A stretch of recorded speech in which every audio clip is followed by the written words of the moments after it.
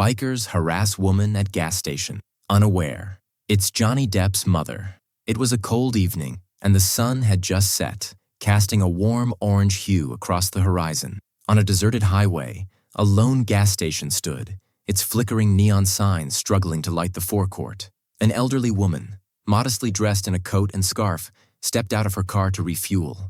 While her calm demeanor suggested confidence, the eerie isolation of the highway made her uneasy. As she filled her car, the distant roar of motorcycle engines broke the silence. Within moments, 3 bikers clad in leather jackets rode into the station, disrupting the quiet. They parked haphazardly and approached the woman, their loud laughter echoing through the still air. The leader, a burly man with a scruffy beard, smirked as he approached her. "Hey there, lady. All alone out here? Need some company?" Startled but trying to maintain her composure, she replied firmly, "No, thank you, I'm fine." She focused on her task, avoiding their gaze, and silently hoped they'd leave. But they didn't. The second biker, a lanky man with tattoos running up his neck, leaned against her car.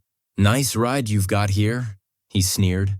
"Mind if we take it for a spin? Please step away from my car," she said, her voice trembling slightly. "I don't want any trouble." The third biker, shorter but with a sinister grin, chuckled mockingly. "Trouble?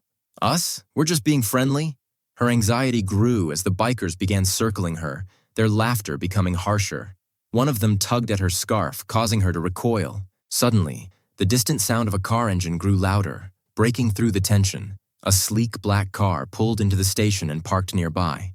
The door opened, and out stepped a man wearing a leather jacket and sunglasses. His presence radiated calm authority. "What's going on here?"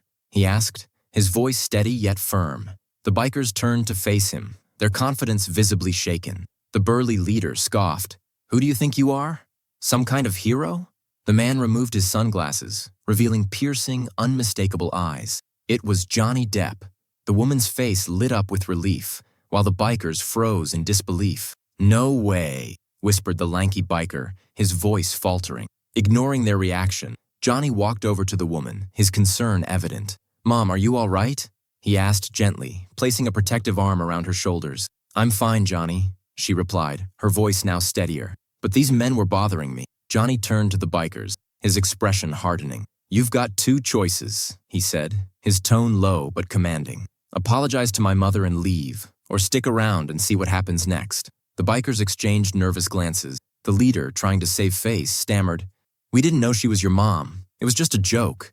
Johnny took a step closer, his calm demeanor making his words even more intimidating. "Harassment isn't a joke," he said firmly. "Now apologize." The bikers mumbled hurried apologies before scrambling back to their motorcycles. As they revved their engines, Johnny added, "Next time, think twice before messing with someone." Once the bikers sped away, the tension dissipated. Johnny turned to his mother with a soft smile. "Let's get you home." She smiled back, her eyes filled with gratitude. "Thank you, Johnny. You always know how to handle these situations." As they drove off together, the gas station returned to its eerie silence. For the woman, it was a night she'd never forget. For the bikers, it was a lesson they'd carry forever.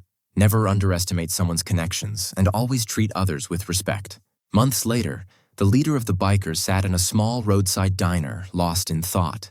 A newspaper lay open on the table before him, featuring a picture of Johnny Depp at a charity event. The headline read, "Hollywood star stands for the vulnerable, on screen and off." The biker took a deep breath, the memory of that fateful night still vivid. Inspired by Johnny's calm yet commanding presence, he realized it was time to change his ways.